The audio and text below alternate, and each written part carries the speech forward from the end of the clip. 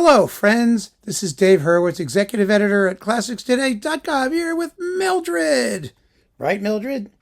And as you can see, Mildred is out cold, because we're talking about Richard Strauss's Ein Heldenleben, a piece of music that is usually a snooze fest, and she's had enough of it. She really has. I mean, I'm not going to be able to get her to move about this when I talk about this one. And just a little while ago, we did a video on the Saint-Saëns Second Piano Concerto, and she was just totally ebullient. She was bouncing around and was perfectly content to be awake and alert. But no, not for this thing. Not for this thing at all. But the reference recording, let's not kid ourselves. We all know what the reference recording is. It's Reiner in Chicago from 70 years ago, 1954. It's hands down not only the best recording, but the reference. One of the best recordings. I mean, there are other ones that are wonderful, like the Haitink, for example, Kempe, people who understand that the title A Hero's Life is a joke. It's not about heroes. It's a parody. It's a parody of heroic music. And, nobody seems to be able to get that these days, especially not German conductors.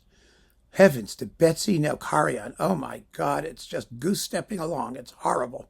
The problem is that Strauss's sense of timing was really kind of iffy. It was that way in his operas where, the opera ends and then everyone comes out and sings for 20 minutes. I mean, everything is strangely apportioned. I mean, not everything he did, but most things, have at least one or two dead spots. And Ein Heldenleben's last 10 minutes is a dead spot. And you might argue that the girlfriend, also the violin bit, solo violin, she's a dead spot. She's just annoying. I wouldn't call her dead. I would call her irritating. But, the piece really should end. You know how it goes, right? There's a hero. And there's a tune for the hero. Da, ba, da, da, da, da, da, da, da, da, da, da, da. Then there are the critics, the evil critics, which are sort of atonal. Then there's a big fat one like me. Bom, bom, bom, bom, on two tubas, right? And then you've got the annoying girlfriend, and then there's a love scene where they're obviously in love. And then you have the battle where the hero defeats the critics. And that's where the piece should stop. Obviously, there ought to be a suite from Ein Heldenleben that has the hero, the critics, the love scene, the battle, and that's it. The rest you don't need, because after that, we have the hero's works of peace. That's where Strauss goes home and writes his own greatest hits. And if you haven't figured out that it's a joke by then, you never will. Of course, you have to know what the greatest hits are. That's a problem. And then, especially since they were from some pieces of his that were failures, he was not averse to reusing material from other works that no one cares about. And then we have the hero's retreat from the world and disgust at the materialistic shallowness of it all, and his inward transmogrification into something or other. And you just wish he would die. I mean, you never want to root for people to die. But this hero, he should have died. He either should have lost to the critics, or if he beat the critics, he should have gone off with his girlfriend and died happy. But no, we have to hear all this other stuff. So in order to make this work, you really have to make the piece move.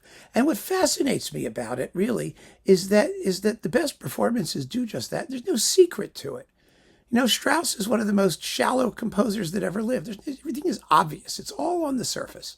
You do what the music wants to do, and you're going to be in great shape. Now, before Reiner's came out, there was another reference recording, which was Wilhelm Mengelberg, who recorded it twice. Once in the 1940s, but the reference is the one he did in the 1920s with the New York Philharmonic, which sounds remarkably good for an early electrical recording from like 1929 or 27 or somewhere in there. Really amazing performance, fabulously well played. And it even sounds better than his 1940s remake with the Concertgebouw of Amsterdam.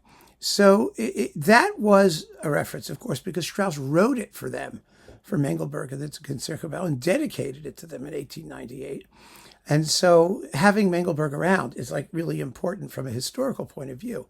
But here you get even more virtuoso playing, and you have stunning sonics. Think about it.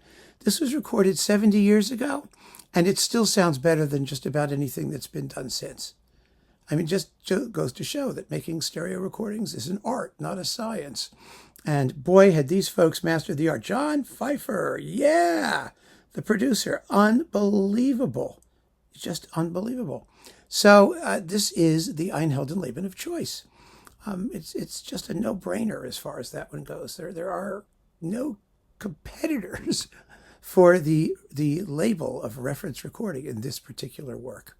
So I didn't waste too much time on it. There was no need to, and Mildred here just got to miss the whole thing.